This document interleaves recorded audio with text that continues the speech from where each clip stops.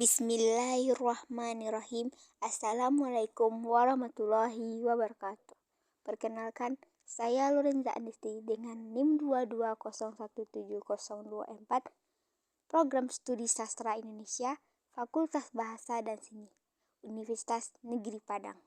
Pada hari ini, saya akan menjelaskan materi dengan judul Hubungan Karya Sastra dan Kenyataan, mata kuliah Pengantar Pengkajian Kesusastraan dengan Ibu Yeni Hayati, SSM Hum.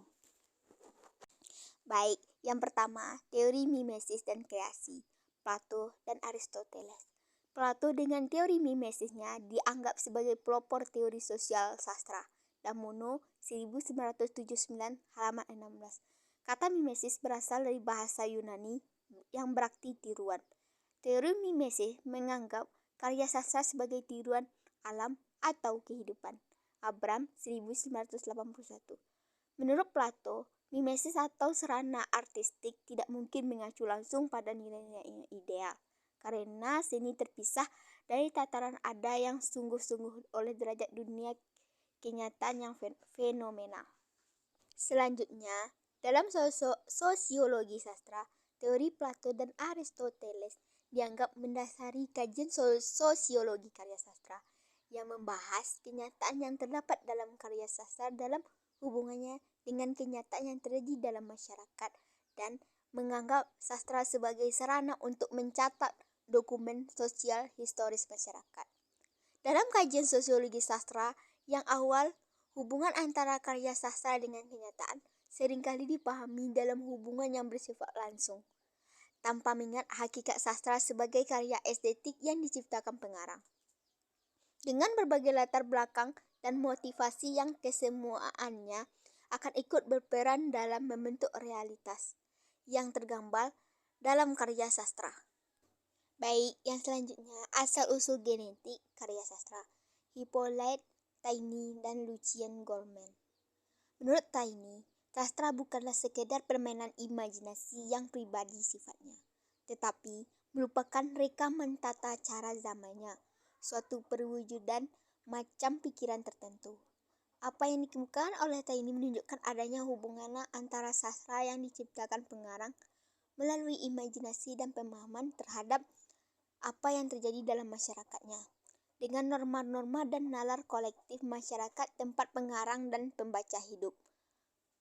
Melalui karya sastra, seseorang pengarang dapat mengungkapkan kembali norma-norma dan nalar kolektif masyarakatnya yang melahirkan karya tersebut.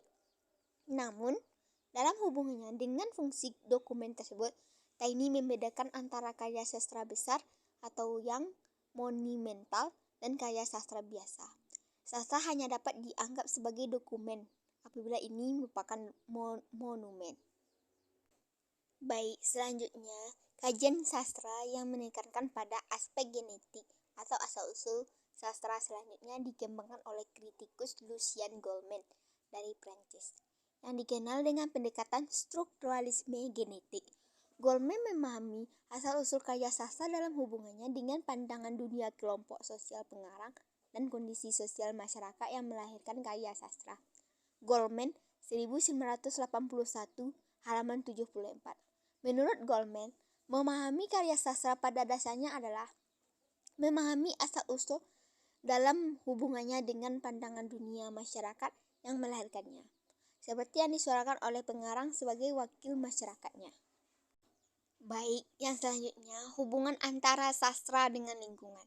Hubungan antara karya sastra dengan iklim, geografi, lingkungan sosial, bahkan sifat-sifat suatu negara, seperti dikemukakan oleh Steele menunjukkan bahwa keberadaan, ciri-ciri, dan perkembangan sastra tidak dapat dilepaskan dari subjek, pencipta, dan masyarakat pembaca yang menikmatinya, yang dibentuk oleh kondisi alam dan lingkungan sosial budayanya.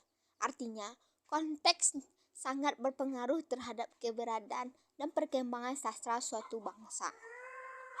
Demikianlah yang dapat saya sampaikan. Terima kasih atas perhatian teman-teman semua dan mohon maaf apabila ada kesalahan baik perkataan maupun perbuatan. Akhir kata, Assalamualaikum warahmatullahi wabarakatuh.